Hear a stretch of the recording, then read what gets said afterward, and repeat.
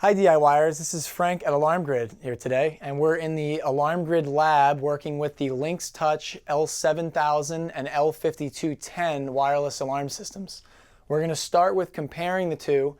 The L5210 is the newer model for the L5200 series, and basically has the same outside design. The screen's a little bit shrunken down, a couple minor features changed, but essentially it's the same panel. The L5200 will be soon discontinued. So the L7000 we'll start with.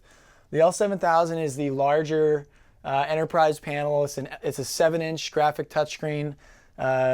This is Honeywell's kind of premier panel. The larger screen offers nice viewing for video cameras. If you get Honeywell AlarmNet cameras, you can stream them directly to this keypad and view them in a quadrant style with 4 views, whereas the L5210, just like the L5200, only can view 1 camera at a time.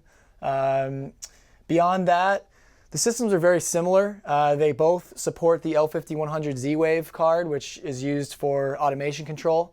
They both use the L5100 Wi-Fi module, which allows the systems to speak to your internet using the Wi-Fi 2.4 gigahertz Wi-Fi. They both support the 3GL, which is Honeywell's cellular communicator. That's going to allow you to use AT&T cellular network to communicate signals to a central station or use Total Connect. They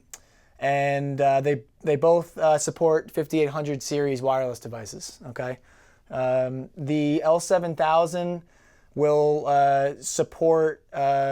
does not support a phone line. So that's really the big difference here as far as physical hardware differences between the L7000 and the L5210.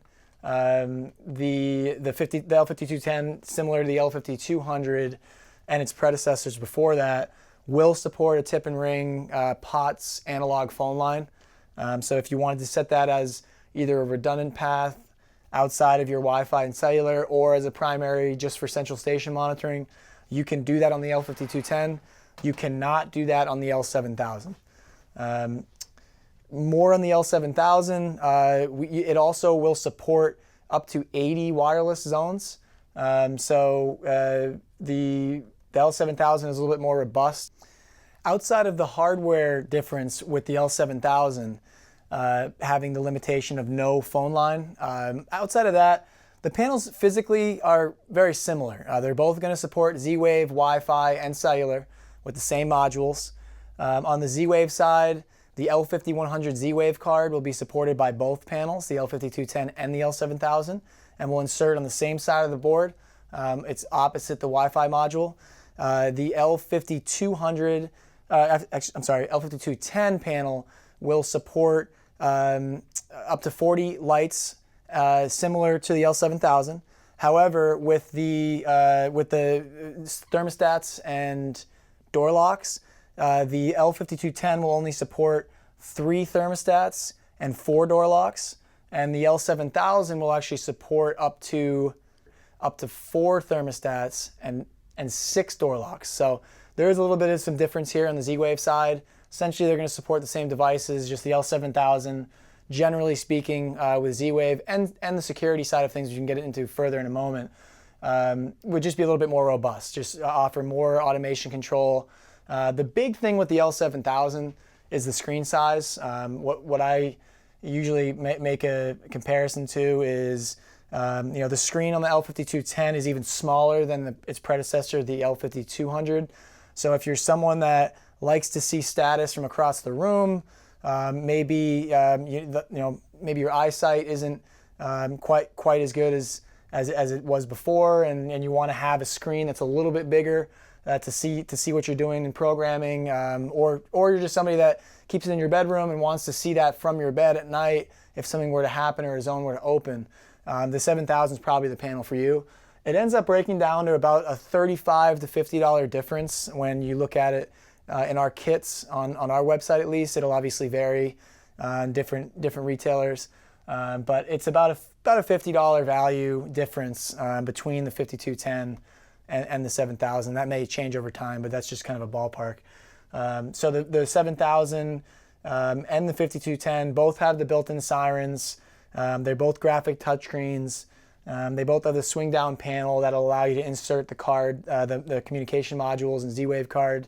They both support the LT cable, which is the 8-foot fixed plug that will allow you to toggle power easily to the system. They both can be hardwired as well and have trigger outputs for wired Sirens through the use of one of our kits, such as the Lynx-EXT or the Lynx-WEXT if you plan on wiring it from the trigger output. The L7000 will also support up to 48 user codes, okay, and also 24 key fob zones, right? The L5210 will support less than that, and we'll get into some details on that in just a second. But if you have a lot of key fobs, maybe it's a business environment where you have several different users, you can use the 7000 to offer more key fob and zones if you have a larger system with more sensors. Whereas the L5210 is going to support only 16 key fob zones, so that's basically up to 4 key fobs, 4 buttons each, if you're using your panic button on button 4.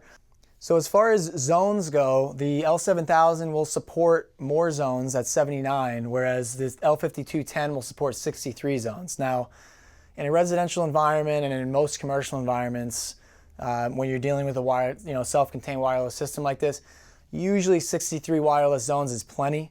And in fact, the 5210 usually is a system that will meet your needs. Now, the 7000 is a little bit bigger and better. For the price difference, most people do prefer the 7000.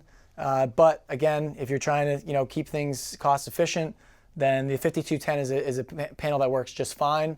It's not going to limit you in any way, especially if you have a system that has less than 63 zones. So with all that said, basically the 7000 is just a little bit bigger and better. A few more zones, a few more user codes, a couple more thermostats, and another couple door locks. But all in all, very similar systems, both great do-it-yourself panels that are easy with programming, easy with the setup on the configuration of your wireless sensors, the Honeywell 5800 series sensors.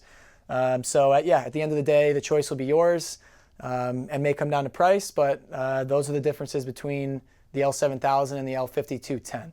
If you have any further questions on Lynx touch panels, please email us at support@alarmgrid.com, and also don't forget to subscribe to our YouTube channel.